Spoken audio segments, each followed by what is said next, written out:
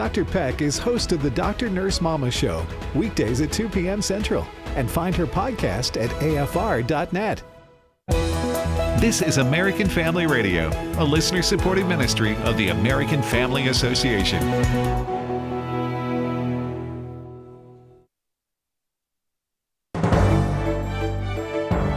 American Family News, I'm Rusty Pugh. The lawless agitators in Minneapolis have gone too far. Yesterday, a mob attacked a church and disrupted a worship service. White House senior advisor Alina Habba says Minneapolis Mayor Jacob Frey, Minnesota Governor Tim Walz, and all those paid agitators are about to find out about the FACE Act.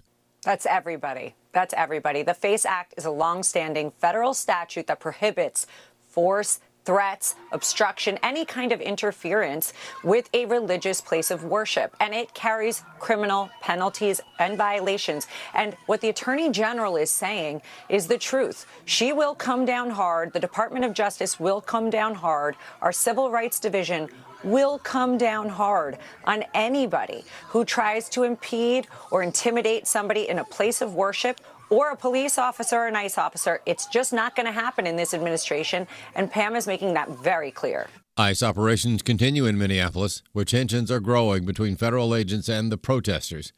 DHS Secretary Kristi Noem says those operations will continue to fulfill President Trump's crackdown on illegal immigration, despite this pushback. We literally have arrested and detained thousands of illegal criminals in Minnesota since President Trump came back into the White House. And I've never met a family that ever said, oh, I wish you would have left that rapist free. I wish you would have left that murderer on the streets. We wouldn't be in this situation if Joe Biden hadn't allowed our open border policies to be in place and allowed up to 20 million people unvetted into this country. We have no idea how many dangerous people are here. The Trump administration is planning to cut significant federal funding to sanctuary cities and states that are refusing to cooperate with his immigration crackdown. Dallas Mayor Eric Johnson says his city isn't a sanctuary city. We support law enforcement here in Dallas. We support law and order. It's something I think is very important. I don't think you can have a city if you don't have safety. And so I don't understand the impulse that some of these Democrat mayors have to embrace lawlessness, frankly. President Trump is not backing down on his intention to take over Greenland for security reasons. Former NSD Chief of Staff under President Trump, Alex Gray, tells us what happens next. I think our European friends really need to step back from this performative domestic politics that they're engaged in and realize that this is about a core interest of the United States. Greenland's a part of the Western Hemisphere. It's been under threat by Chinese and Russian aggressive activity over the last, as the president said, several decades. Our friends in Denmark haven't done anything about it. And the president was actually on the path last week with this meeting that Vice President Vance chaired to have a really successful path forward where we were talking directly to our Greenlandic friends and our Danish allies about a path forward for the United States to have more ultimate control over Greenland. It's just the tip of the iceberg. That's what a taxpayer watchdog thinks about allegations of Medicare fraud in Western states. Chris Woodward has more. Kaiser Permanente affiliates will pay $556 million to settle a lawsuit that alleged the healthcare giant committed Medicare fraud and pressured doctors to list incorrect diagnoses on medical records to receive higher reimbursements. The settlement followed a 4-year investigation by the Department of Justice. Ross Marchand, Executive Director of Taxpayers Protection Alliance. The government, in this case, has long claimed that the $100 billion company made Medicare Advantage members' diagnoses worse than they actually were to get more money from taxpayers. But this fraud scandal is just the tip of the iceberg, and certainly not just limited to Medicare Advantage. Pointing to information from the Government Accountability Office, Marchand said there is a combined $100 billion in improper payments made by the taxpayer-funded Medicare and Medicaid programs per year. That's more than $600 annually for each and every Medicare and Medicaid patient. This is completely unacceptable. I'm Chris Woodward. More news online at afn.net and download the AFN mobile app for your Apple or Android device. I'm Rusty Pugh. Hello, everyone. I'm Tim Wildmon, president of American Family Association and American Family Radio. Hey, the tours we've got planned in 2026 are going to be fantastic. They're historical, spiritual heritage tours.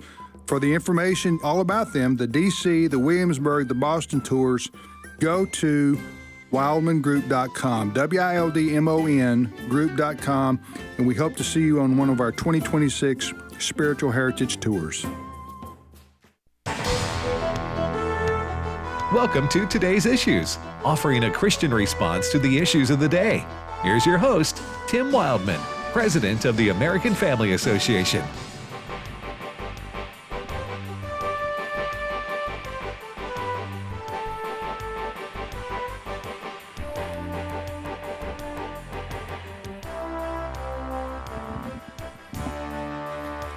Hey, good morning, everybody, and welcome to Today's Issues on the American Family Radio Network. Today's Monday, January the 19th, 2026. We thank you for listening to AFR. And in studio with me today is Ed Vitagliano. Good morning, Brother Ed. Good morning, Tim. And Fred Jackson. Good morning, Tim.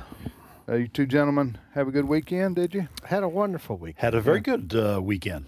Yeah. Well, how about you? I did too. Yeah? Had a good weekend. It's cold. Here I go again. And about to get colder. And about to get colder. So outdoor activities are limited. Yeah. Unless you like being outdoors in the cold weather. Which you do not. I do not, and that's well documented. Yes, it is well documented. Right here on this program, I whine and complain frequently about cold weather and look forward to... Well, if you can't change the weather, you might as well complain about it. Nothing else By the way, right now, a quarter of the country is on the eastern seaboard. They're like getting some serious winter, Fred. Absolutely. Destin, Florida. Yes. Inch of snow on the weekend. Did that really happen in Destin? This past weekend? This past weekend. Inch of Daphne, Alabama got snow. I thought they were all talking about next weekend. No. Past weekend. You're talking about, for those who don't know, you're talking about the towns on the Gulf Coast of America. Excuse me. The Florida Gulf Panhandle. of America is getting snow. Yes. So anyway. And some coming our way in good old Tupelo, Mississippi. Yeah, this weekend, that's why I wanted to warn people, there's, where we are, there's Saturday, we're supposed to get 3 inches of snow and ice. And this is the flagship station where all the rest of our stations in the network, all the programming comes out of here. Yeah. So I just saying to thee that, you may never hear from us again. After Saturday, the land of Tupelo may disappear. And a flurry of whiteness. I always joke with people that if we were to get 5 inches, they're calling out the National Guard. And don't you think so? This place shuts down with about an inch. In fact, during our devotions this morning, I think you were talking about the fact that we might get 3 inches of snow on Saturday, and one of the ladies who works here said, "So can we get off early on Friday?" Right, I know. and I said, "Well, yeah, because we have to go buy milk and bread. That's what everyone goes to get." Yeah, milk and bread. If you don't have milk and bread when an ice/snowstorm hits, that's so irresponsible. Oh yeah, you put yourself and your family at risk. Right. Of not having cereal, for example. Yeah. Sandwiches. Because you don't need power for that to happen. No. And you can still eat, but if you don't have that milk and bread, you go to the grocery store. I guarantee you, between now and Saturday, you're gonna be wiped clean. Gone. Eggs, gone. Yeah. Milk, gone. Bread, gone. That's right. Huh? I don't know. And at that point, now you're looking at your dog. Well, how big is he? How many can we feed? We didn't need that. Do you want to go there, Ed? We didn't need that. Let me tell you about what happened to this rabbit one time. No, I'm just kidding. We have that one in the archives. Everyone remembers that one. All right. Again, thanks for listening to AFR. Tim, Ed, and Fred. We got a lot to talk about that's going on in the news, obviously. In our country, and then a lot going on around the world. We're going to get to some of those topics as well and try to educate you on what is happening and put it in some kind of common sense or practical sense prism. I don't know if we can do that or not, given the world stage as it is today. Yeah. But all right, Fred, what's leading the news here? Well, I tried to imagine myself what would have happened, most of us in church perhaps yesterday morning and worshiping the Lord. Well, there was a church in St. Paul, Minnesota, City's Church. It's a Southern Baptist church, I'm told. They were having their service yesterday morning, and we know what's been happening, mostly in Minneapolis. The anti-ICE protests been very violent.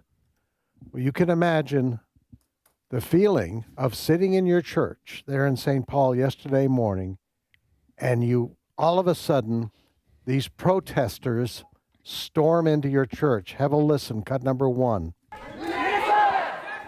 Renee good! Renee good! Renee good!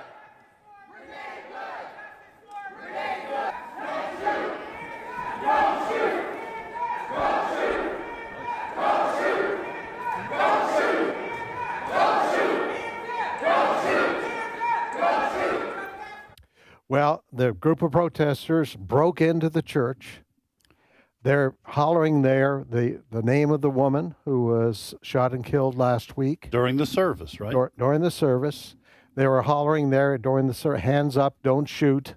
That goes back to the George Floyd protests.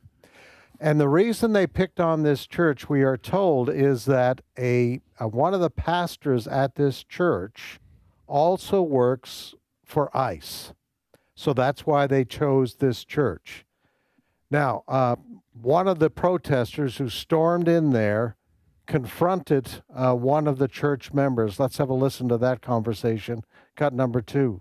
Living real comfortable while the people starve. Living real comfortable while children are dragged into concentration camps. You're all living real comfortable, aren't you? Shame on you. Do something. Stand with the Somalis. Stand with the Latinos. Quit ignoring this injustice. He wears a suit and tie, and he hangs out with Kristi Noem. How is that a Christian? You're supposed to accept all immigrants, are you not? Why are you not going down to Whipple and joining us in protest against this inhumanity? You claim to be a Christian. Act like one. So all of this is happening, folks, in the middle of a worship service yesterday morning at this Baptist church in St. Paul. Well, that kind of thing is infuriating. And let me tell you, if anybody wonders if this country turns very violent, from which direction it's going to come from the left. With all the talk under the 4 years of the Biden administration that Christian nationalists, that those are Christians, for the most part, Christians who love their country, that parents at school board meetings, white supremacists, that those were the most dangerous groups in America. They were a threat to democracy. They were a threat to our republic. If anybody is wondering who's telling the truth here, it wasn't Joe Biden, and it's not the left. Violence and disruption and lawlessness is all coming from the left. And my opinion is because, number one, the left drifted away from God starting probably in the 1980s, but that since 2000 has accelerated. They moved away from God and have embraced a secular, materialistic, but especially socialist, Marxist, communist worldview. And Marxism breeds violence because it is all about chaos in order to overthrow our republic. What would you do if they came in your church? What would your church do?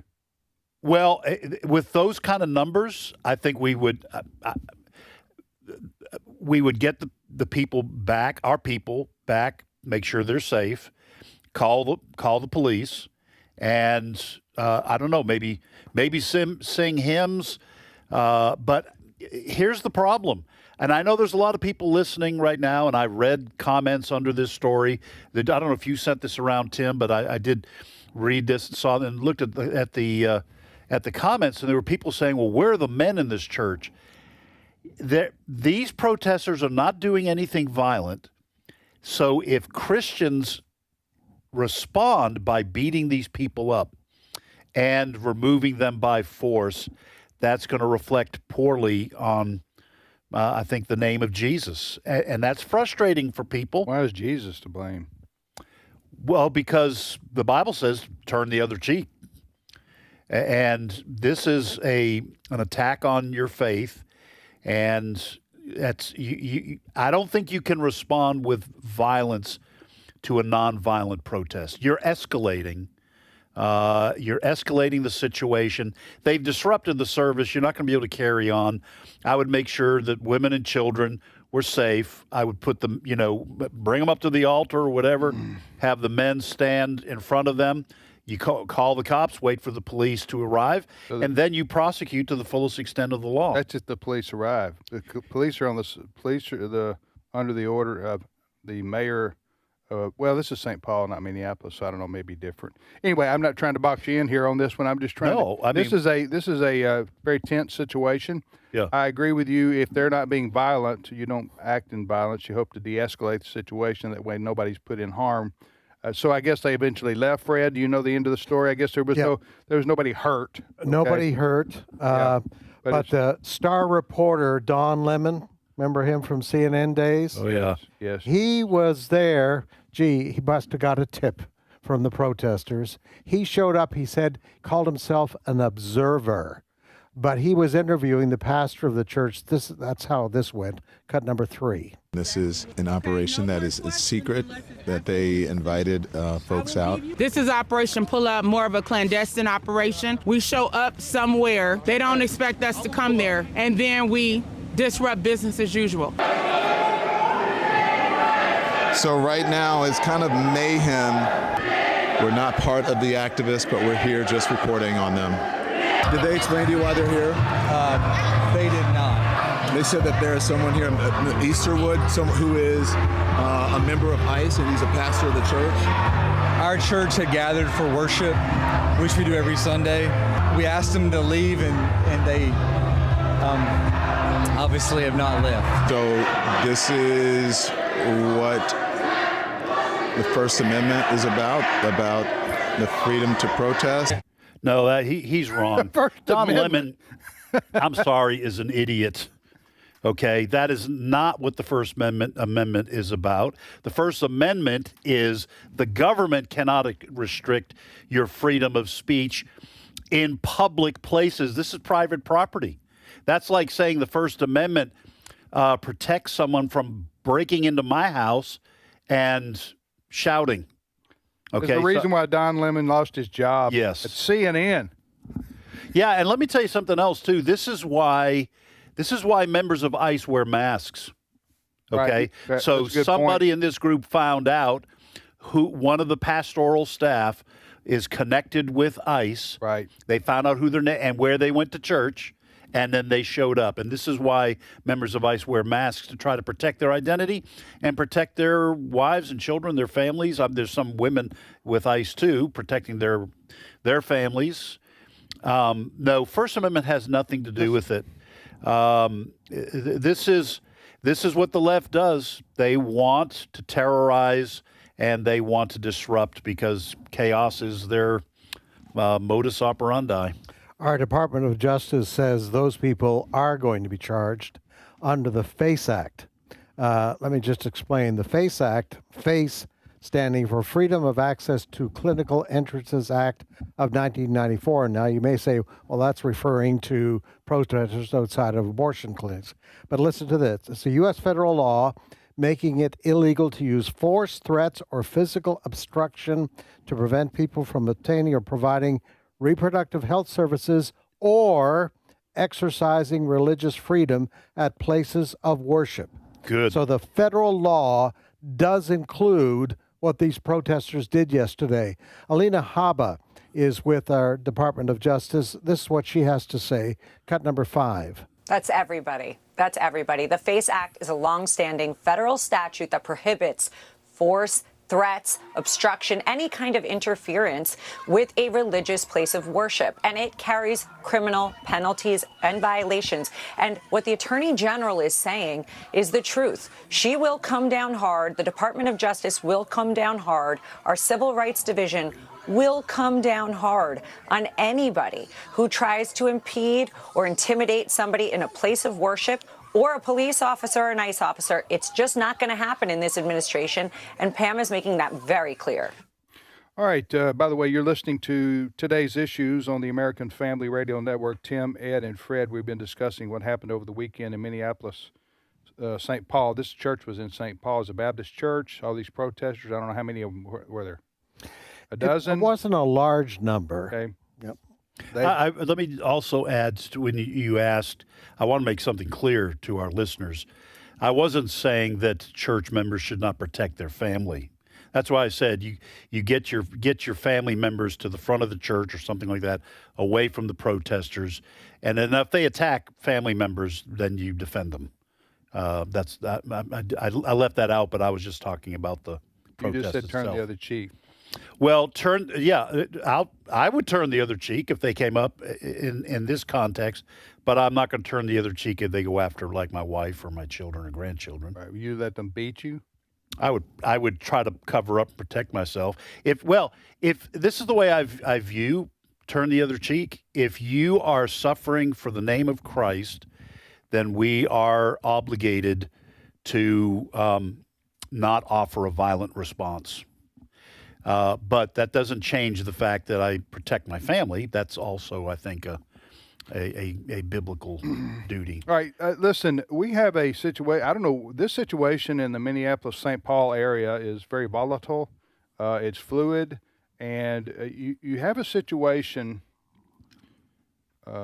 where I don't know how much strategy there is here on the part of the lefties, if they're sitting around going, hey, let's do this, let's do that, or is this just then they are organized. They are organized like this, barging into this church. That was organized, okay? Blocking the ICE officers from using their vehicles. That's organized for the most part. These people have their own mechanisms of communicating with each other. How large a size they are, I don't know. But it doesn't take a lot to cause problems and real problems. But here's the problem. Here's the overarching problem as I see it. You have, all right, again, I don't want to relive the whole thing, but the reason this is a issue now is because Joe Biden, while president, let 10 to 15 million estimates, maybe more, people pour into our country illegally. He just opened the floodgates. We all know this because that's one of the reasons the Democrats lost the presidency. Biden just did away with our border. And so a lot of people poured into our country. So when Trump was elected, he said, I'm going to initiate the largest deportation effort in our history. In response to Biden let everybody in, Trump's going to try to use ICE to get everybody out who shouldn't be here, who are here illegally, namely criminals, right? People here illegally who have committed crimes. Yeah. Okay. Human trafficking, we know how bad that is. Drugs, gang activity, all those things. So now that ICE is going into cities and trying to arrest people who are here in the categories I just mentioned, the left doesn't believe they never believed in borders anyway. Right. So they believe ICE doesn't need to exist because they don't believe in deporting anybody or arresting anybody. So that being the case, you have two different worldviews that are you have law and order on one hand, and you have another worldview represented by these people who crashed into this church that ICE is immoral. You shouldn't be trying to deport or arrest anybody. So that's the clash. But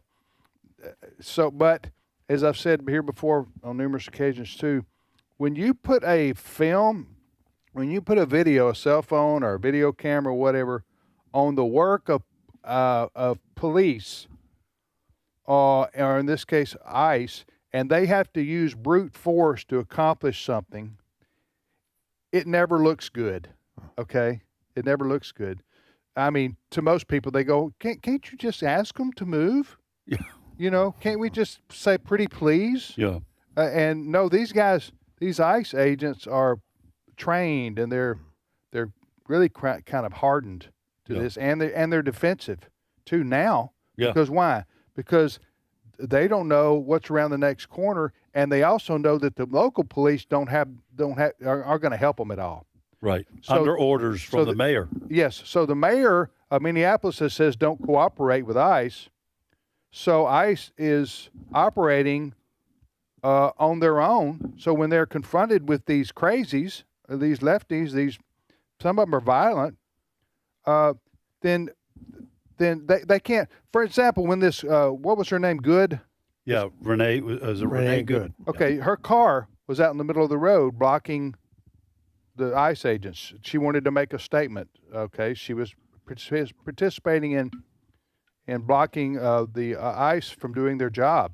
Well, ICE, in normal conditions, might call the Minneapolis Police Department and say, "Hey, can you come out here and help us get this lady off the road?" Yeah. She's blocking, and she's using her vehicle to block traffic. You could have an ambulance coming by. You could have somebody trying to give birth to a baby, trying to get to a hospital. There could be a number of reasons public safety would be at risk when you have somebody using their car to block the road for everybody else, okay? But she was intended to block ICE. But when the ICE calls Minneapolis Police Department and they say you're on your own, you see the danger that puts everybody in, and the risky situation that puts everybody in, and that unfortunately led to this young lady's death. I hate that she died, but she put herself in a really bad way. Well, that situation is now starting to happen on a daily basis. Yes. Especially in Minneapolis, Minnesota, and that area. That's a hot spot now for clashes between ICE, who are, again, they're on their own. They're told to do a job, enforce federal law, and they're told, well, no, we're not, Minneapolis, St. Paul, we're not going to help you at all. Go ahead. Remember, the mission that ICE has in Minneapolis is the same as the mission they had in New Orleans. We didn't have problems in New Orleans. The governor said, yes, come in and do the job that we want you to do. In Memphis, we didn't have these problems that were They got in and they left, right? Yes. And that is why the mayor of Minneapolis, Mayor Fry, and also the governor of the state, Tim Walz, basically, most people feel they're okay. They're encouraging these protests. Yeah, they are. They're encouraging this violence. Yeah. I think they absolutely are. Yeah, and again, they don't believe the people on the left do not believe it's hard to kind of comprehend, but they don't believe in borders, okay? So they don't believe in border control. So they don't believe in deportation. I mean, they don't care that I saw an ICE officer being videotaped by a cell phone. A woman was in, I think it was a woman, was in a car. The ICE officer pulls up in his vehicle and says, "We're here trying to arrest." Did y'all see this? Huh? Did you see it, Brent? The ICE officer says, "We're here trying to arrest a child sex offender, and you're blocking us from doing so." That's who you're defending. That's what he was saying. And we can't do our work. But you're defending the child predator because we're here to arrest that person. Anyway, it was just you're going like what? Anyway, I think the Trump administration is going to have to, if they don't want to get driven out of Minneapolis, they're going to have to send federal troops with ICE. In other words, to protect the streets, and protect these ICE officers while they're going to get the person they need to get, and keep protesters and stuff back. But I wonder how this plays out with just the general public. Not people who are conservative, not people who are liberal, but just the general public. I've seen polling that suggests that ICE is not viewed in a favorable way. It's 50-50. Maybe that's like the country. You know what I'm saying politically. But you understand what I'm saying? Yeah. And you're right. The left wants the ICE agents, they want to dox them. Yes. So I absolutely that's why they went that. to this church. They want to dox them. We'll be back momentarily with more of today's issues on American Family Radio. Stay with us.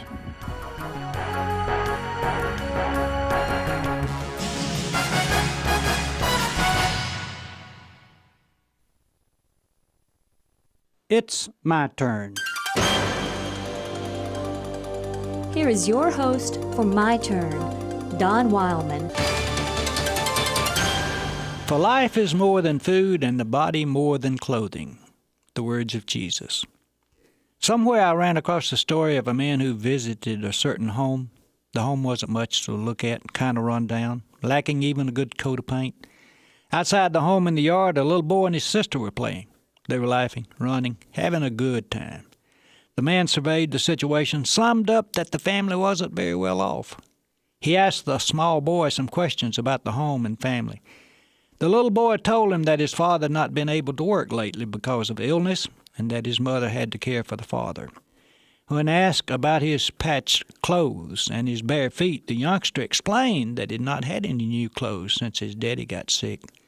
After a long period of conversation, the visiting gentleman found out that the little boy and his sister had not been to a movie or to get a cone of ice cream or any of the normal accepted childhood pleasures for several months.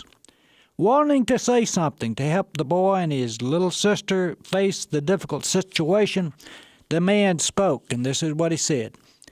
"It must be awful to be poor." Well, quick as a flash, the youngster answered back, "Mister, we ain't poor. We just ain't got no money." Now, how true, how eternally true. He was happy. He loved his sister.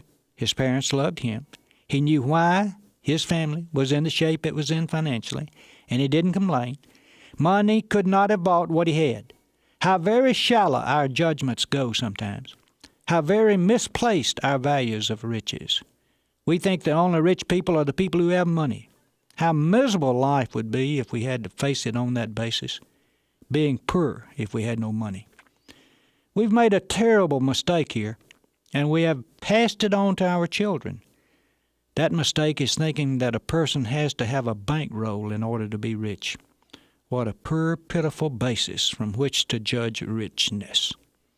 No man is poor who has character and purpose, whose life has been touched by the Galilean carpenter, who has love of God and love of fellow man. Every man is poor who lacks those things regardless of his bank account. Whoever uplifts civilization, though he die penniless, is rich, and future generations will erect a living monument to him in deeds. A great bank account can never make a man rich, and often hides real richness from him.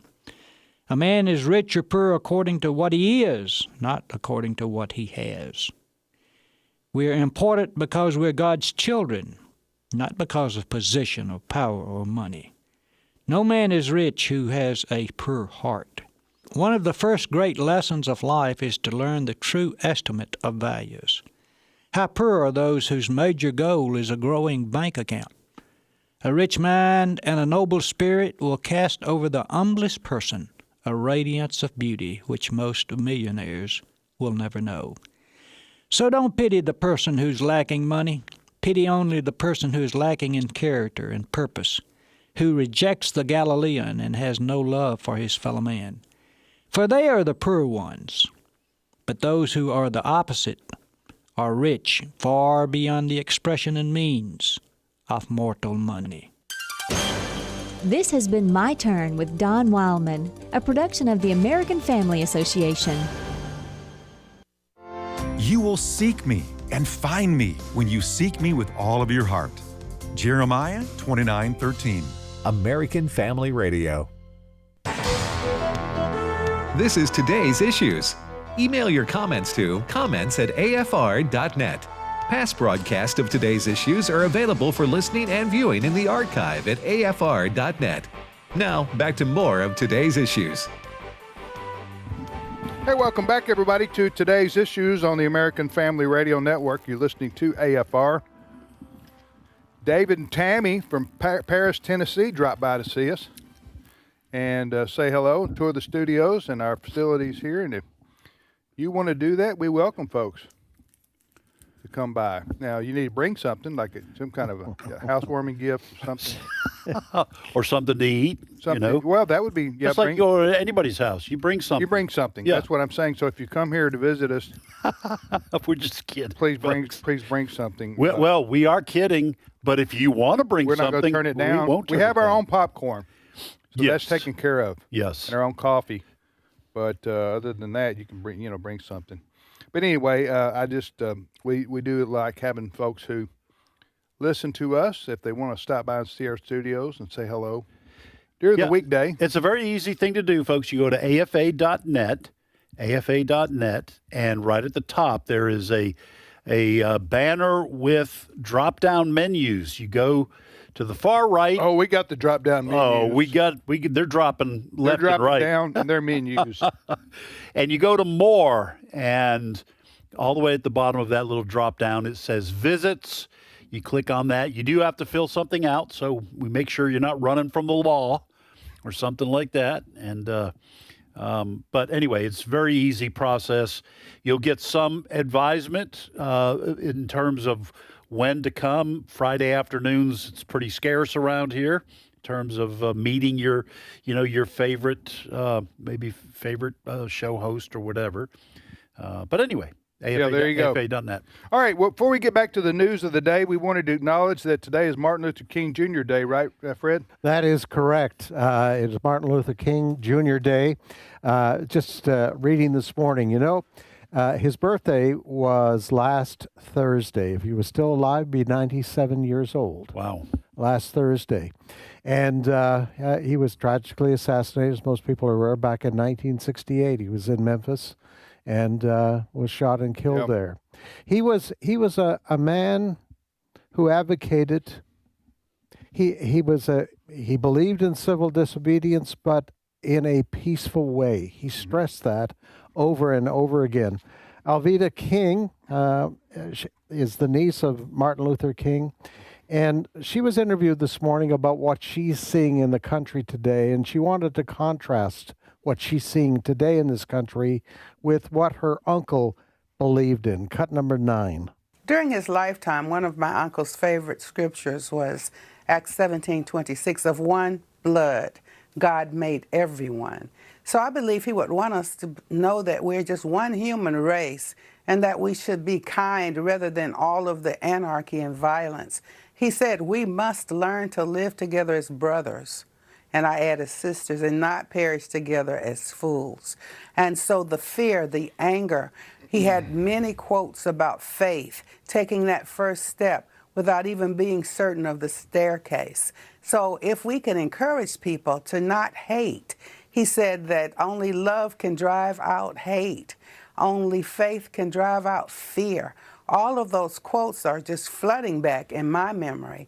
And I believe if he were here, he would say, try to be kinder. All of the violence, fear not. And if you're afraid and if you're angry, begin to seek an opportunity to communicate without violence. Yeah, that was Alveda King. Alveda King, good friend of ours. Mm-hmm. But anyway, today is Dr. Martin Luther King Day, and it's a federal holiday. Yes. And Right. a lot of schools are closed, schools, banks are closed. Yeah. A lot of businesses are closed today in recognition of MLK Day. You also wanted to mention something? Yeah, I also wanted to mention this week is our preborn AFR campaign 2026. What is preborn, the ministry, you might ask? Well, it is the direct competition to the abortion industry. It is the largest provider of free ultrasounds in the United States. And by letting a woman see her baby on an ultrasound and hear the heartbeat, a baby's chance at life is doubled. This technology really impacts a lot of women. So AFR partners with preborn every year, and over the past 20 years, preborn partner clinics have counseled hundreds of thousands of women considering abortion. More than 400,000 babies' lives have been saved. And at the same time, more than 100,000 women have surrendered their lives to Christ. So why is AFR partnering with preborn? Well, here it is what we're asking. We're asking you to give, and your gift of $28 provides one woman seeking an abortion a free ultrasound. That gives the mom the opportunity to choose life for her baby. So $140 provides 5 free ultrasound sessions, reaching 5 women with the message of life. so on and so forth. The goal of this campaign, again, this campaign between Preborn and American Family Radio, is to help save 5,000 babies. So please consider a gift of any size. It all makes a difference. Here's how you give. You call this number, 877-616-2396. That number is 877-616-2396. Or you can go directly to afr.net. That's afr.net for more information and on the campaign and how you can give. So the national championship is tonight in college football. That is true. Indiana Hoosiers versus the Miami Hurricanes. Who you like, Ed? Rooting for Indiana, and I think Indiana's going to win. I think they may very well win handily. I think 98% of America's rooting for Indiana. I think maybe 2% for the Miami Hurricanes. This is the first chance for that school for a national championship. Yeah. Miami has won before. Yeah, Indiana Hoosiers football being in the national championship game is in the book of Revelation. You have to read, As one of those things that you just didn't expect. You don't know. It's never happened before, and it may never happen again, but it's happening now. Right. So we will see tonight, Indiana. What a story. One interesting note here, ironic, I guess you could say, I don't know what other words to describe it, for those who don't follow the sport very much, but they may be watching tonight. The quarterback for Indiana, Fernando Mendoza, won the Heisman Trophy, the biggest award in all of college football. He hails from Miami, Florida. His home, where he grew up, was like 15 minutes or something like that from the campus of the University of Miami, the team they're playing tonight for the national championship. Well, the University of Miami did not offer him a scholarship to play for them. That says something about their scouting, I guess. Huh? So here a guy is going around the world. He went out to California to play football, and then he ended up in Indiana, and now he's going back to play in his hometown against the school that didn't recruit him. Yeah, because the game's at the Orange Bowl, right? Yeah. Yeah. Yeah, so it's really like 1 in a million chance of that happening, right? Yeah. But yet here we are. And the gentleman who's the coach of the Miami team and Fernando Mendoza went to the same high school.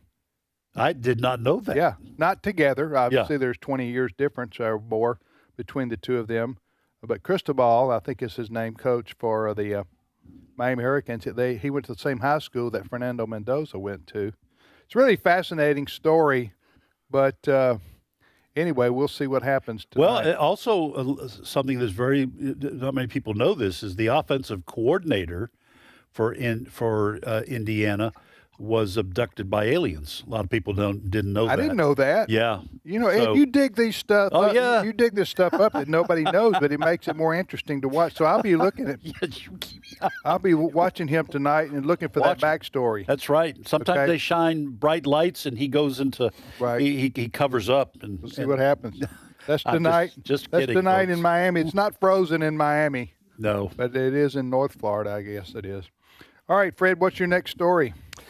Next story, let's go to the world of President Donald Trump. All right, let's get in that mind. Yes. He is headed for Davos, Switzerland, where tomorrow the World Economic Forum opens up. There is some question as to whether his friends in NATO will put out the welcome mat, because he's now at war with his friends in NATO. What's the subject of this war? Well, it's Greenland. Donald Trump has said he wants the United States to own Greenland. And we're getting it. We're going to get it. Whether Greenland likes it or not. Okay. Well, that is true, what you just said. Yeah. Yes. But these NATO countries have sent some troops into Greenland to protect Greenland from President Donald Trump. In response to their actions, President Trump has announced he's going to impose a 10% tariff on these NATO nations. Now, the British Prime Minister, Keir Starmer, is warning President Trump to stop going after Greenland, especially using tariffs in this war. Cut number 11. Any decision about the future status of Greenland belongs to the people of Greenland and the Kingdom of Denmark alone. The use of tariffs against allies is completely wrong, nor is it helpful to frame efforts to strengthen Greenland's security as a justification for economic pressure.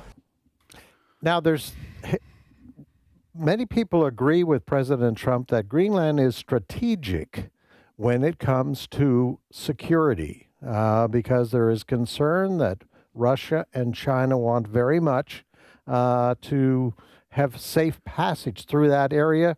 That's of danger to our northern border. So what? Sorry, Fred. Our northern border? Well, I should say through that northern part of the hemisphere where you can have enemies coming down just south of Greenland. Yeah, the ice is melting up there. Yes. President Trump wants to protect the United States from possible entrance of China and Russia coming through that area. All right? So to attack us. To attack us. That's the upfront reason for all of this. Okay.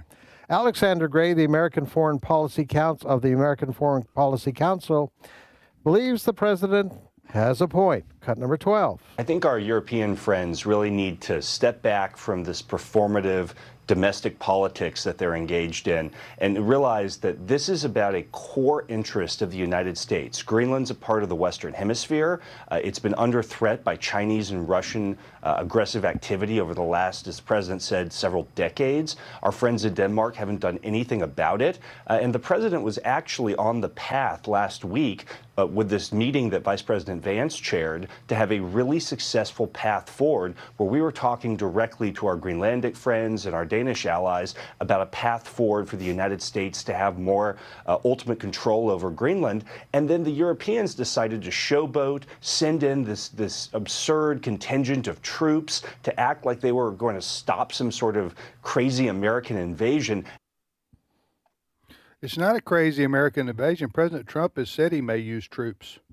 Am I right about that? No, you're right. You're right. Yep. Okay, here. Listen, we can talk about this. What that gentleman was saying, there's a lot of truth in there. Who is he? He is Alexander Gray. Is with the American Foreign Policy Council. Okay, so here's the asset and the detriment, if that's the right word, that Trump has with respect to his words. When he says things like, we will send troops to Greenland to take it over, and that's what he said in essence, if we have to, then people will say, well, that's crazy talk, okay? And he doesn't really mean it. So I think what that gentleman you just heard right there is he's basically saying that what Trump said about that is crazy talk, if you believe it, even though he's defending Trump's position. You see what I'm saying? Right. So with President Trump, and sometimes this works to his advantage, you don't know when he's serious or not. And you don't know, it's very volatile, because tomorrow he may completely change his mind 180 degrees and say something different. He does that all the time. So it's kind of like whiplash. So you don't really know. Maybe he does that on purpose. I don't know. Or maybe he had good eggs one day and bad eggs the next. I'm not sure exactly in terms of why he says the things that he does. And I'm generally supportive of President Trump. I think we all are here. I think he's done I understood Venezuela. That was clear what was going on there. When you're talking about taking over Greenland by force, I can't go for that. But maybe you guys can. And I don't know that I can articulate why, except that it's always been a sovereign country. Now it's a vast island, but it's of only about 60,000 people in this. Basically, it's a fishing village. I mean, Denmark has been the country that's, I guess, over it, so to speak. But just to, what's the difference morally between just exerting our power to take over Greenland, and what some other foreign country might do to take over. Well, China take over Taiwan. What about Russia taking over Ukraine? Right. I mean, it's not going to get into a bloody battle like that, but you see what I'm saying? So what do you guys... No, I don't think we should use troops to take Greenland. And my fear is that if the Trump administration was planning to enter into negotiations to talk to Greenland and Denmark and say, look, here's what we think is a possible threat. We need to have more bases. We need to have more intercept missiles that can intercept nuclear, the ICBMs that might be coming over the Arctic. Help us out. We'll pay. But when you say, as President Trump did, when he was told that, and I don't remember the man's name or the position, but he's the head of Greenland, premier or president or whatever, that he doesn't want to make a deal with the United States. President Trump said, well, that's his problem. We're going to do it. And we're going to do it, we can do it the easy way or the hard way, basically. I don't think that this is the way. First of all, Denmark is an ally. Greenland, I think, would therefore fall under NATO, an alliance to which the United States really was the group, the country that began NATO, bringing these countries together so they could be a counterweight to the Soviet Union and the Warsaw Pact. But you can put yourself... Why would you put yourself in a position where NATO might declare war on you? Now, I'm not saying NATO could, but these are allies. I'm not sure exactly why you would, if this is a negotiating tactic on the part of the president, I don't know why you would do it this way. And let me now, this stuff is real in terms of the importance of Greenland. As the Arctic ice continues to melt, the Russians, for example, the only way they can get their fleet out to the broader Atlantic Ocean is to go through these little straits between Denmark and Sweden. Denmark's very good. Sweden's very good. Norway's all very good with anti-submarine technology. Okay, or the Soviets. The Russians can go through the Dardanelles Strait, the Bosphorus, between Europe and Turkey. So if that ice melts, the Russian Navy would have broader access to the Atlantic. Okay, so there are real things. There are minerals in Greenland. There are some real security issues there, but I don't think that the United States, I don't think President Trump has the right legally, constitutionally, to basically declare war on Greenland without congressional approval. It's certainly not require money being spent on it. So President Trump and Norway, Prime Minister Jonas Gahr Store, I think is the gentleman's name. Anyway, they have, this is in the news, they were in discussions about the situation because Norway is in the region, right? Right. And this is what President Trump, so the Norwegian Prime Minister is basically complaining to Trump, don't escalate this, stop this. So this is what President Trump wrote to the gentleman, the Prime Minister of Norway. And I'm not making this up. I'm not trying to be comical here. Right. I'm not going to come back and say, just fooled you. Yeah. Okay. Which I can do that. I've done Sometimes. that. I've done that before. We kind of do the Babylon Bee thing. We do. Okay, dear Jonas, this is probably in the last 48 hours. Dear Jonas, that's the gentleman who's the Norwegian Prime Minister. Considering your country decided not to give me the Nobel Peace Prize for having stopped 8+ wars, I no longer feel an obligation to think purely of peace, although it will always be predominant, but can now think about what is good and proper for the United States of America. Denmark cannot protect the land from Russia or China, and why do we have to have a, quote, right of ownership anyway? There are no written documents. It's only a boat that landed there hundreds of years ago, but we had boats landing there also. I have done more for NATO than any person since its founding, and now NATO should do something for the United States. The world is not secure unless we have complete and total control of Greenland. Thank you, President DJT. So that's first I've heard of it. I don't know what to say to that. Okay, first. Well, he's mad because he didn't get the Nobel Peace Prize. Yeah. Look, he stopped 8 wars. Russia and China are not going to attack Greenland for the very reasons we're talking about. It is under the control of a member of NATO. They would know that to attack Greenland is to declare war on NATO. Okay? Now, they may try to influence Greenland in other ways, okay? But that's Greenland's right. Greenland is sovereign, okay? So this is no different. I'm not saying the United States is like communist China, but it's no different than, I'm going to give Fred a chance because I'm sucking up all the oxygen. All right, we're paying Fred to do nothing. Yes. So if China invades Taiwan, we cannot make that a moral issue if we've taken Greenland by force. All right, Fred, go ahead.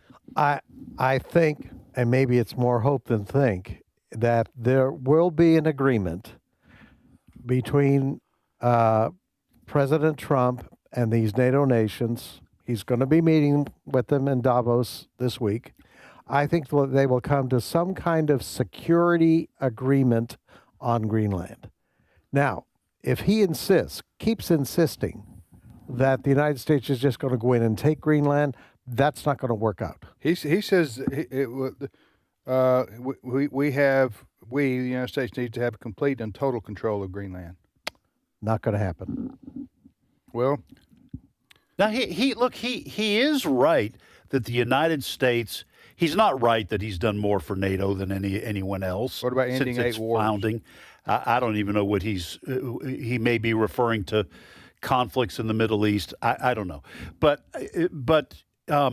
he is right that NATO should be very cooperative with the United States because we've funded most of NATO. Right. We have pre-positioned assets and troops and bases that have long shielded Europe from having to protect itself. Duly noted. And so he is right about that. But to me, those are the negotiations that should go on behind the scenes. You don't try to humiliate sovereign countries into doing what you want if you are negotiating. Now, Trump's a far better negotiator than I am. I freely admit that. But like Fred said, this is not going to happen. You're going to rupture the alliance, the NATO alliance. You could end NATO. Well, he's slapping tariffs on these countries, too. Yep. We've talked about slapping tariffs, haven't we, Ed? Oh, yeah. Slapping away. Slap. Tariff. Which I think is a complete and total misuse of tariffs. I think that's primarily unconstitutional. And if anyone, listen, I'm sure some people are getting mad. You think I'm just criticizing President Trump.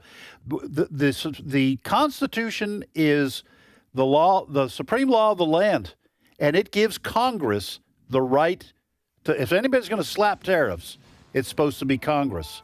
Now, the president said he had the right under emergency powers because of fentanyl. I don't believe that anymore. Is Greenland shipping fentanyl over here? No. So we've got to protect the rule of law, and even conservatives need to encourage the president to do what the Constitution says he can do. And I'm with you. I like 95% of what President Trump has done. Right. I am a Trump fan. He's going to lose people on this one, but But this is a loser. You can't have the image of U.S. troops invading Greenland. Right. He's going to lose support. All right, we'll be back momentarily. Fred, we thank you immensely for your contributions to this show and the 17 words that you expressed this hour. We allowed him to express. All right, we'll be back momentarily. Stay with us.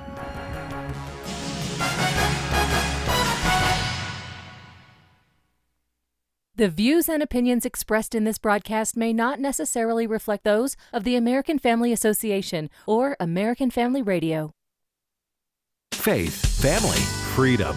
American Family Radio. They will thrust a cell phone in your face. If you ask a question, they'll surround you with cameras. They'll scream at you. They'll try to get you to commit violence.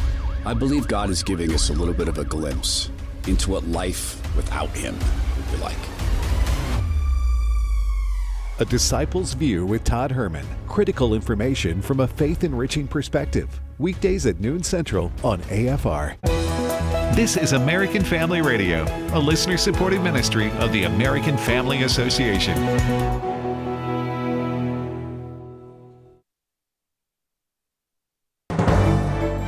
American Family News, I'm Steve Pugh. It is a violation of federal law to disrupt a worship service, but that's what anarchists in Minneapolis did yesterday. Matt Finn is outside that church with the latest. Well, so this is the church. Protesters walked into unannounced mid-service, started screaming anti-ICE chants, getting into churchgoers' faces, all because they say an associate pastor works for ICE. Protesters shouted ICE out in the name of Jesus and chanted the name of Renee Good, the woman DHS says an ICE agent shot in self-defense earlier this month. Don Lemon, a former news anchor, says he followed the protesters into the church. An organizer told Lemon that it was a clandestine operation meant to disrupt a key location. Another video shows a protester confronting churchgoers. Minnesota journalist Scott Johnson says the ringleader of that church attack is well versed in causing problems. One thing that's different about this particular riot is that it's inside a church. That by itself, what they're doing is illegal, what's depicted in the video. And you can see who's doing it. One of the principal organizers of this riot self-identified on Facebook. Her name is Nakima Levy-Armstrong. She's an attorney, and she claims credit. She's proud of what she refers to as our demonstration, and she refers to other organizers. She identifies other organizers, Black Lives Matter Minnesota and Black Lives Twin Cities. And all of this together kind of takes you back to the summer of George Floyd in 2020, when rioters did about $500 million worth of property damage around the Twin Cities. And some Democrats are calling for ICE to be defunded or abolished. Chad Pergram explains from Capitol Hill. The question is just how far Democrats want to go. The fight over ICE could impede Congress from passing the Homeland Security spending bill. Some Democrats, including Ayanna Pressley, want to abolish ICE. ICE cannot be reformed. This is about a systemic culture that has been existing for many, many years. It is just in this moment been emboldened and is on steroids because of who currently occupies the Oval Office. Funding DHS was a challenge long before Minneapolis became a tinderbox. The shooting of Renee Nicole Good only fuels left-wing opposition to fund ICE. A professor at Indiana University is now sanctioned for alleged discrimination against white students. Bronson Woodruff has more. Marcus Kroom, an assistant professor in the School of Education, is facing an accusation by a former student named Michael Claycamp. Kroom is accused of repeatedly making negative statements about light-skinned people all through his course during the spring 2024 semester. This is highlighted in a report from the Herald Times. Soon after, Kroom was notified that the Office of Institutional Equity was opening an investigation into Claycamp's allegations, followed by an official sanction against Kroom. Micah Clark is the executive director of the American Family Association of Indiana. Well, first of all, I'm glad that Indiana University did this. I wonder if they would have done this a few years ago, but I appreciate their doing the investigation and finding evidence that this professor mistreated white students. I think this is a result of efforts that the Attorney General in Indiana and the legislature has done to try and root out DEI, diversity, equity, and inclusion, from our schools and our universities that are state-funded. Claycamp was reportedly notified that the university found a preponderance of evidence that Kroom had made a hostile educational environment for white students.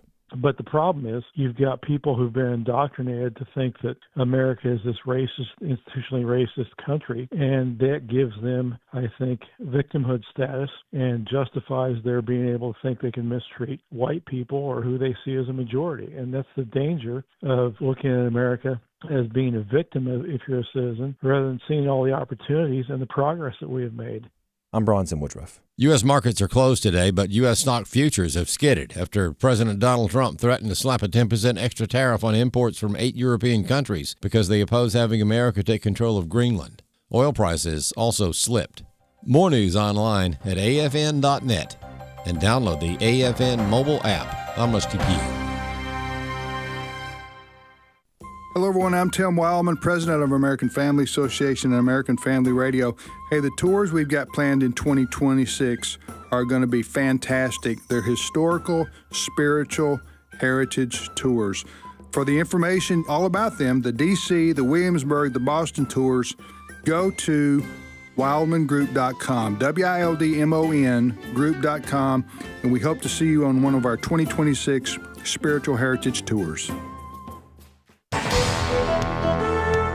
Today's Issues continues on AFR with your host, Tim Wildmon, president of the American Family Association.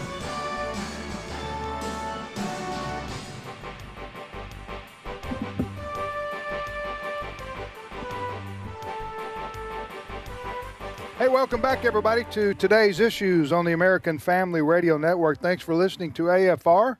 I'm Tim with Ed, and now Steve Paisley-Jordahl joins us. Good morning, Steve. Good morning, everybody. I am wearing my Hawaiian shirt in hopes that I can, impose my will on the weather. It's not working. Impose your will on the weather. Man, that's I'm wearing a a confidence Hawaiian right shirt, there. and it's below freezing. So. I'm telling you, that is a lofty goal, my friend. To impose your will on the weather? By wearing a shirt. No one ever accused me of under shooting too low.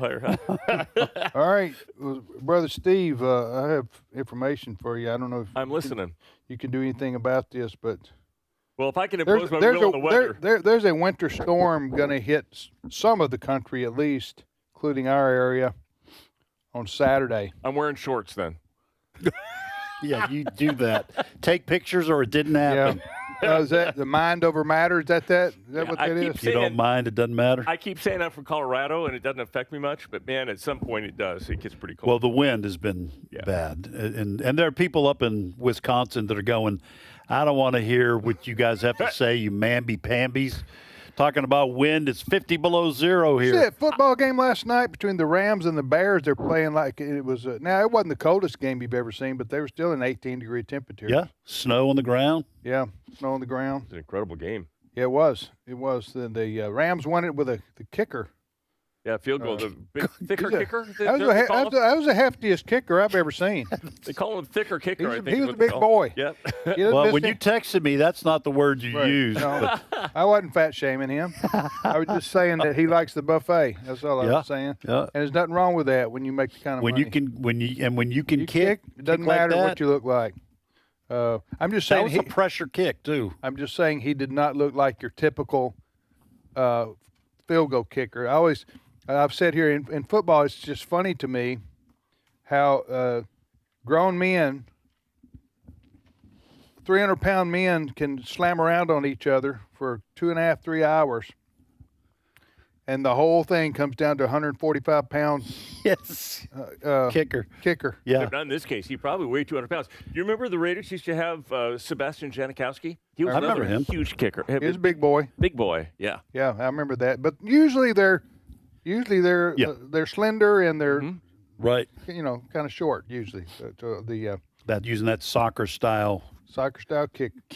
Nobody kicks straight ahead anymore, do they? At all? That's been gone for 20 years. Yeah, maybe more than that. I was watching something on the NFL channel, a kick throwback, and it showed one of those barefoot kickers. Remember when that was the rage? I remember that. Barefoot. I was one of those. Were you? You were a barefoot kicker. It must have been hard in the ice, man. That would have been I tried hard. out for the Raiders and the couple of other teams. I didn't make it, but I was, But almost. All the sports careers that you have given up. It's really golf, a lot of baseball, basketball, and now football. I didn't know a lot this of about them you. were shortened because of injury.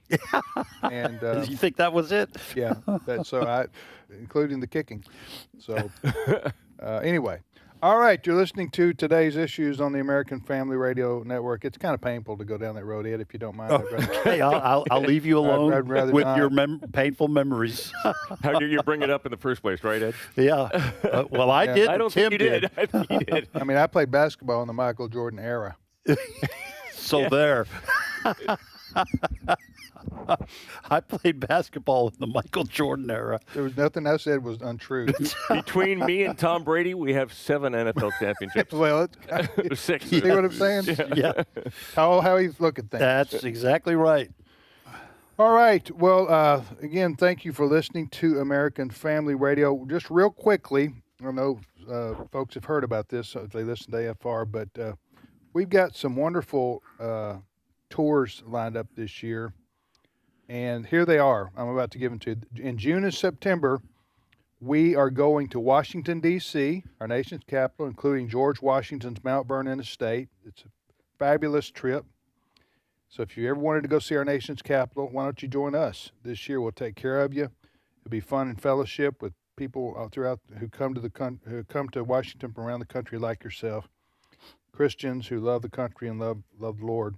So we're going to do that in June and September, and then we're also going to Colonial Williamsburg, Jamestown, historic Jamestown, the original Jamestown site of the settlement. That's where we're going, and we're going to Yorktown as well. Although the patriotic, that's called something else. The triangle there, the historic triangle, basically, in that part of Virginia, Williamsburg, right. Jamestown, Yorktown. So those tours are back to back. You can do one or the other, or if you want to stay with us from Saturday to Saturday, we'll take care of you the whole time, and you can see all of what I've just mentioned. So those tours are available, and people are signing up to go on them. Don't get caught and us be full. So you want to go ahead and get the information on that. And then in September, Walker and Wesley, my sons, are leading a tour with Stephen McDowell and Tim Barton of Wall Builders. And Ed Vitagliano. I'm coming along. Ed's going to go to his old stomping ground where he grew up, the Boston area. You ever been to Boston before? Yeah, I've been there. Yeah, Ed grew up there in Boston, and so in New Hampshire. Going to the Freedom Trail, going to Concord and Lexington. And Fenway. Going to, I don't know if they're going to Fenway or not. I doubt they'll go to Fenway. Red Sox will be playing, though, if you want to go to a game there. Listen, I'd love that. That's on my bucket list. Also go to, they're going to go to Plymouth Rock. So a lot to see in the Boston area. That tour is on fire right now. People are signing up like crazy. So if you want information on any of those tours I've just mentioned, go to this website, wildmongroup.com. wildmon group.com. wildmongroup.com. All the information is there, the cost, the itinerary, Q&A, all you need to know there.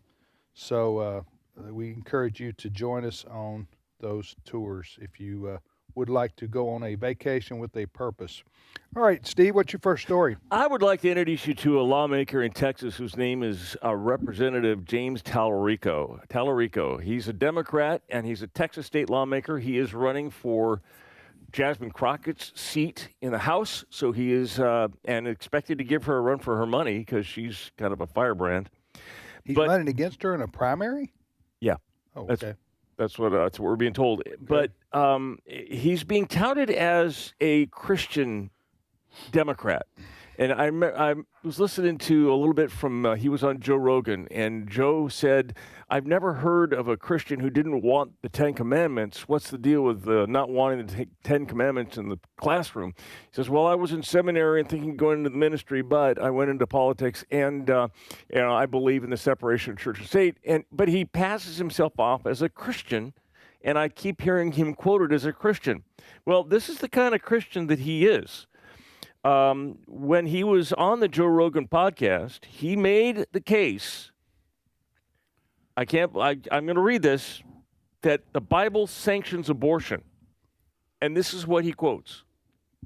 He said in the book of Luke, Mary has a vision from God that she's going to give birth to a baby who will bring down the powerful from their thrones, which is exactly what it says. But critically, before she becomes pregnant, Tallarico says an angel asks Mary if this is something she wants to do, and she says, if it's God's will, let it be done. He says, to me, that's an affirmation of one of our most central stories, that creation cannot be done without consent. Therefore, God approves of abortion. He is so twisted. By the way, Luke does not say that. Mary was not asked. the angel comes to her and says, you will conceive, you will do this. And she does say, if it's God's will, let it be done. But it wasn't exactly what he's portraying it to be. I want to also play you a little bit from Talrico. I'm doing this because if you hear about a Democrat or a liberal who says they're Christians, you got to look. It doesn't take much digging to figure out that they're really not. Let me also say this real quickly, because this fella you're talking about, James Talarico. Yes, sir. He is running in the Democrat primary against Jasmine Crockett. Yes. She is a House of Representatives member from the Dallas area.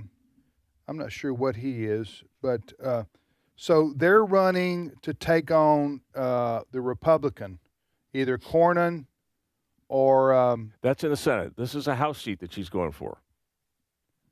No. Is Cornyn not a senator? I'm sorry. Maybe I'm wrong. According to the information you get if you Google this, which is... Who is to doubt that, Steve? Here's what it says. Jasmine Crockett is running in... What was your... No, you're right. You're absolutely right. Go ahead. I get that a lot from my wife. So I'm used to what you just said. You're used to Allison telling you you're right? Yeah. I just told a whopper right there. Yes, you did. Just a big fat whopper. All right, so Jasmine Crockett is running in the Democrat primary for U.S. Senate in Texas against this gentleman you're talking about, James Talarico, who is ahead of her, according to these, substantially in the polling, to go against the winner of the Republican primary, which will be either Cornyn, the senator right now from Texas, a Republican, but he is going against help me out, Paxton, the Attorney General. Attorney General, James Paxton? No. Ken Paxton. So both Ken Paxton and Cornyn are having a Republican primary, and these two people here, Jasmine Crockett and James Talarico, on the Democrat side. So Jasmine Crockett, you may remember, is the one that brings race into everything. Everything is racial. And compared to her, James Talarico does seem a little more moderate, but let me give you a little bit of his theology, because you're going to find it a little bit off-putting. Cut 18. How do you think about the competing claims of different religions? Do you believe Christianity to be more true than other religions? Do you believe there to be exclusivity in these beliefs, that they're incompatible with each other? I believe Christianity points to the truth. I also think other religions of love point to the same truth. I think of different religious traditions as different languages. So you and I could sit here and debate what to call this cup, and you could call it a cup in English, you'd call it something else in Spanish and French, but we are all talking about the same reality. I believe Jesus Christ reveals that reality to us, but I also think that other traditions reveal that reality in their own ways with their own symbol structures. And I've learned more about my tradition by learning more about Buddhism and Hinduism and Islam and Judaism. And so I see these beautiful faith traditions as circling the same truth about the universe, about the cosmos. Yeah, what's wrong with that theology right there, Ed? Well, let's ask one of the apostles. Break it down. This is 1 John chapter 4, verse 1. Beloved, do not believe every spirit, but test the spirits to see whether they are from God, because many false prophets have gone out into the world. This man is a false prophet. He's a false teacher. He's a wolf in sheep's clothing. He's probably an unbeliever. Okay, there's so much wrong with what he said. First of all, he's free to have his opinions, but that's all it was. When he says all religions are basically calling the same cup in a different language, all these religions that he named, they are all exclusive. They make exclusive claims about their religion. Okay, now what John goes on to say is, he says this. This is one of the most powerful verses in the New Testament, folks. Verse 6, 1 John 4, verse 6. He's talking about him and the other apostles, are from God. He who knows God listens to us. He who is not from God does not listen to us. By this we know the spirit of truth and the spirit of error. You want to know what's true? You listen to the apostles. The apostles of the Lamb. The Bible says The church is built on the prophets and the apostles. The apostles' names are on the gates of heaven, and they heard from Jesus. They passed that faith along. This man, Mr. Del Rico, is not passing on the truth of Scripture. So just because someone claims to be a Christian doesn't mean that he is. He is being moved by the spirit of Antichrist. That's what the Apostle John says, and that's good enough for me. The New Testament teaches, and Jesus himself said, I am the way, the truth, and the life. No one comes to the Father but by me. This man's a false teacher and a wolf in sheep's clothing. I don't know if he would consider himself a teacher, though, because he's just a politician running for office. But he's teaching. He is teaching and proclaiming publicly what he believes. I agree with what you're saying. He's not a pastor or a seminary teacher or something like that. But he is teaching and proclaiming what he says is not true. Right. And he's using that his faith in his campaign. He is open and often talks about what his beliefs are. For example, that he doesn't believe. Now, there are a whole bunch of different arguments about whether the Ten Commandments should be posted in a classroom or not. I'm not saying that that's an easy answer or that it's one way is right or the other, but this is one of the things he speaks to as a religious, as he claims to be a Christian. He says, I'm a Christian and I don't believe that this should happen. Well, listen, we don't get our... I agree we should analyze what he's saying in terms of if he's going to make it an issue, his Christianity, when the Bible Christianity claims to be exclusive. Right. As Ed, you said, other religions claim to be exclusive in the truth too. So everything can't be true. Right. At one, you can't, and that's why a lot of these universalists like to have it where they don't address that issue that each of these religions claim to be the truth. Well, they can't all be true. One of them's right, and or none of them's right. I mean, you need to examine them all. But Jesus and Christianity is, there's no room for other gods.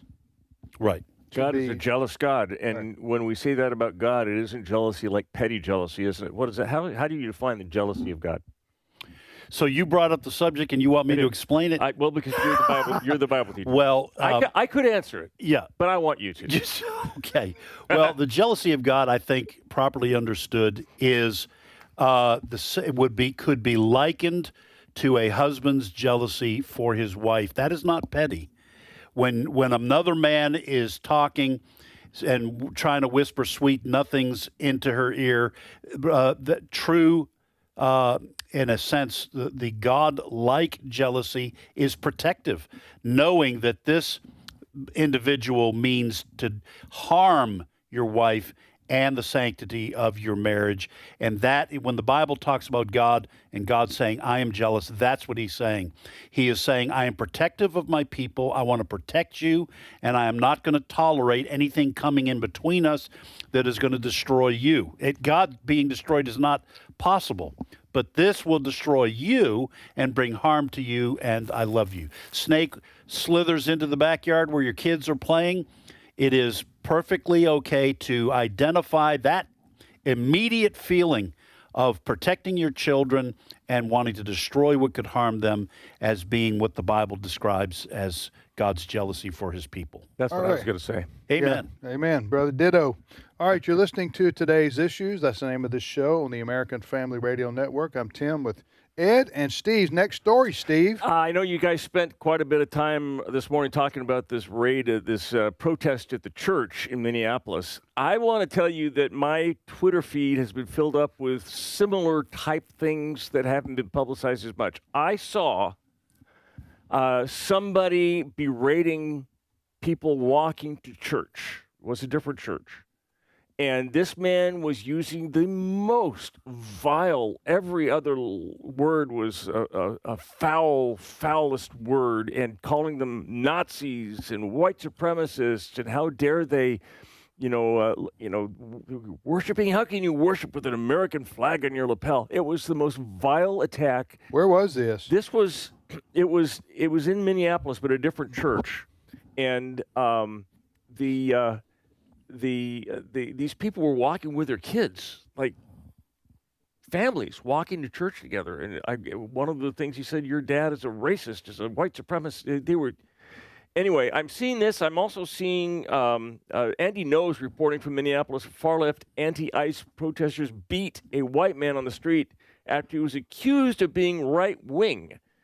The leftist extremists have been zealously hunting down federal agents and their supporters. So we are seeing, and I saw a whole bunch of pictures of anti-ICE protesters with guns.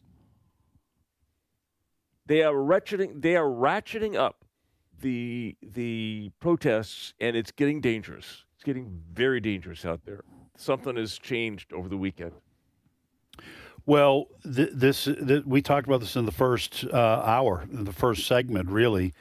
All the violence, the vast majority of the violence, I won't say all the violence, the vast majority of the violence is coming from the left. And it is because, in my opinion, it's because of two factors. The left long ago abandoned God, Mr. Del Rico, whatever his name was. Tallarico, notwithstanding. But by and large, the left has abandoned God and will not allow the Christian faith, for example, to restrain their actions. And instead, they have moved to Marxism, which is all about chaos and violence. So I think we're going to continue to see this violence escalate. I am very nervous to hear that they're bringing guns to these things because someone's going to open fire, and ICE is going to respond in kind, and innocent people will die. But this is what Marxists do. They don't care if innocent people die. As the old saying goes, if you're going to make an omelet, you got to break a few eggs. These people are intent on revolution, and they don't mind taking violent steps to accomplish that. Yeah, they were sitting, it was a bunch of pictures, I'll send some to you after the show, on cars, but assault rifles. They were openly carrying, daring someone to come and challenge them.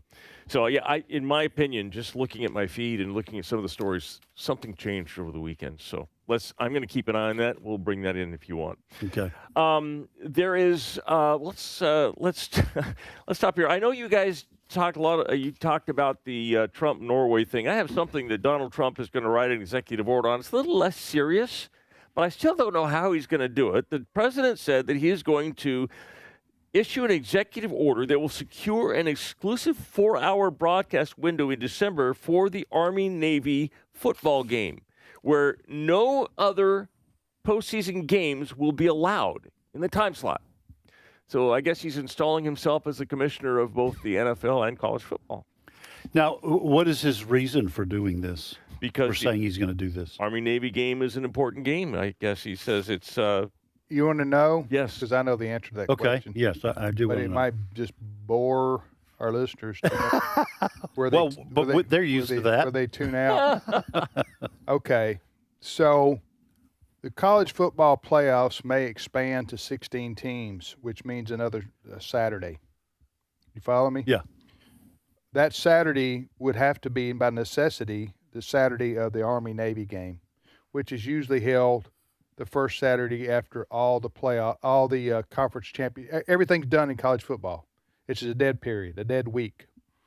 So that's what he's talking about. I think he's talking about protecting that Saturday during that time slot for the Army-Navy game, which is a great tradition in American life. Right, it is. Army-Navy football game, which I don't disagree with him on that.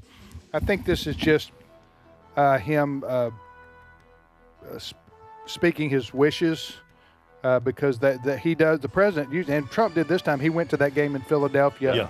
It is a special spectacle, so I don't blame him for doing what he just did right there. Although I don't think it holds any authority? real authority. Well, like I've seen a meme that says it has a picture of the Army-Navy game at the line of scrimmage.